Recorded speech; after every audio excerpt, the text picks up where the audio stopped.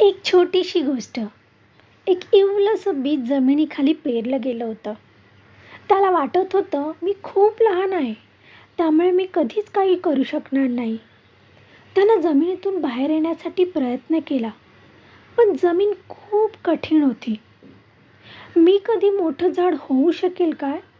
असा प्रश्न त्याला सारखा भेडसावू लागला. इतक्यात एक पाण्याचा थेंब त्याच्यावर पडला. ते बीज पाण्याला प्रश्न विचारू लागले, काय मी कधी मोठं कल्पवृक्ष होऊ शकतो? पाण्याने एक स्मित हास्य देत उत्तर दिलं, हो, जरूर. तुला फक्त धैर्याने काम करावं लागेल. सूर्याची किरणं आणि पाऊस तुला मदत करतील.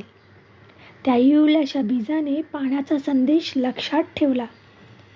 काही दिवसानंतर त्याचं रूपांतर एका रोपट्यात झालं आणि काळांतराने एका मोठ्या वृक्षात. तात्पर्य, एक छोटी सुरुवात एका मोठ्या यशाकडे घेऊन जाते. फक्त धैर्य ठेवा आणि आपलं काम करत राहा.